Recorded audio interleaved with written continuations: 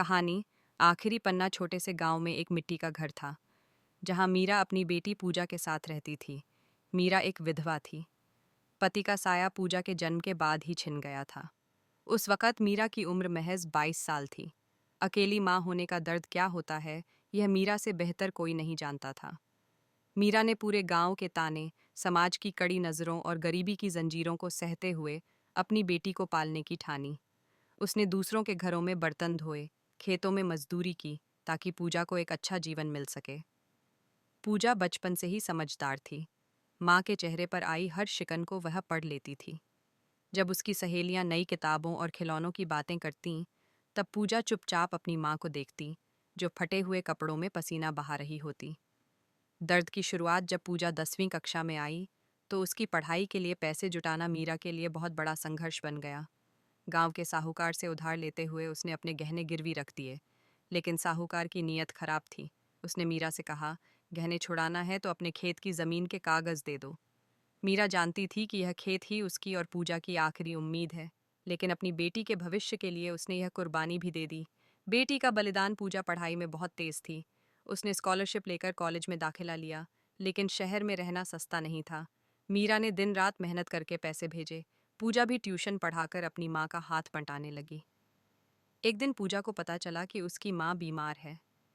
Doctor ने कहा, माँ को इलाज की सख्त ज़रूरत है, नहीं तो उनकी जान को खतरा हो सकता है। पूजा ने माँ को समझाने की कोशिश की, लेकिन मीरा ने साफ कह दिया, तू अपनी पढ़ाई पूरी कर, मैं ठीक हूँ। आखिरी दर्द। पूजा ने डॉक्टर की बात अनसुनी करते हुए माँ का इलाज कराने की ठानी। उसने अपनी पढ़ाई छोड़कर एक कंपनी में नौकरी कर ली। माँ ने जब यह सुना तो वह टूट गई। वह रोते हुए बोली, पूजा, मैंने अपनी ज़िंदगी सिर्फ इसलिए जी है ताकि तुझे पढ़ा लिखाकर एक बड़ा इंसान बना सकूं। तूने अपनी पढ़ाई छोड़ दी तो मेरी सारी मेहनत बेकार हो जाएगी। पूजा ने माँ को गले लगाते हुए कहा, माँ, अगर तुम्हें कुछ हो गया तो मैं जी नहीं पाऊंगी। तुम मेरा सब कुछ हो। सपने पूरे हुए कुछ वर्षों बाद पूजा ने नौकरी के साथ साथ अपनी अधूरी पढ़ाई पूरी की।